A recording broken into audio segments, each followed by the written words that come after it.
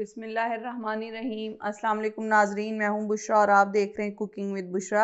आज हमारे किचन में बन रहे हैं नहायत ही लजीज आलू और पालक के क्रिस्पी पकौड़े।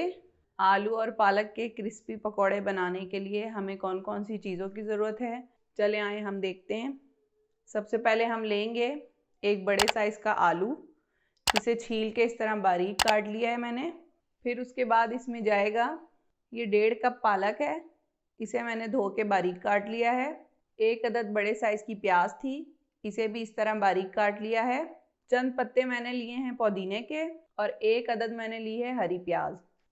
ये तमाम चीज़ें हम इस बॉल में डाल देंगे जिसमें हमने आलू डालें।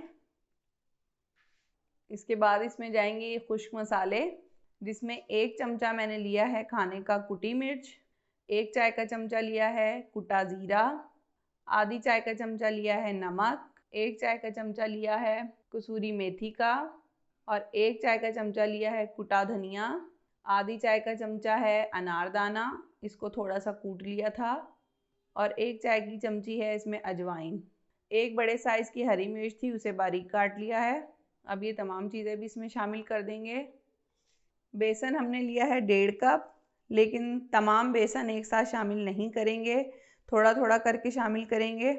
पानी है हस्बे ज़रूरत। 2 से 3 चमचे इसमें पहले बेसन शामिल करते हैं, उसके बाद इसको मिक्स करेंगे क्योंकि सब्जियों का अपना पानी भी होगा। पानी हम बाद में इसमें शामिल करेंगे। बेसन डाल के सब्जियों को मिक्स किया है, अभी हमने इसमें पानी शामिल नहीं किया है। अब दोबारा से इसमें बेसन डालेंगे, थोड़ा सा पानी डालेंगे, 1 से 2 चमचे, ज़्यादा नहीं। फिर से मिक्स करेंगे। पकोड़ों के बैटर को हमने मिक्स कर लिया है अच्छी तरह। इसमें तकरीबन 6 चमचे बेसन के गए हैं और 4 से 5 चमचे इसमें पानी के गए। पानी थोड़ा थोड़ा करके इसलिए हमने डाले ताकि बैटर पतला ना हो जाए, तो आपने भी इसी हिसाब से थोड़ा थोड़ा करके पानी डालना है। तकरीबन मैंने आपको बताया 4 से 5 चमचे इसमें खाने के चमचे पानी के गए। अब हम पकोड़ों को फ्राई करेंगे। चलें जी, चेक करते हैं कि ऑयल गर्म हो गया है। ऑयल गर्म हो गया है, अब इसमें पकोड़े डालेंगे। जब आपने पकोड़े फ्राई करने हैं तो ऑयल गर्म हो, ठंडे ऑयल में आपने नहीं डालने, नहीं तो पकोड़े सारा ऑयल चूस लेंगे। अब चूल्हे को थोड़ा सा कम कर देंगे।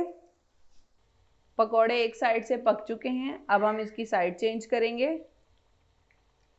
ये देखिए हल्का हल्का सा इनके ऊपर कलर आने लग गया है, गोल्डन सा कलर आ गया अच्छा सा।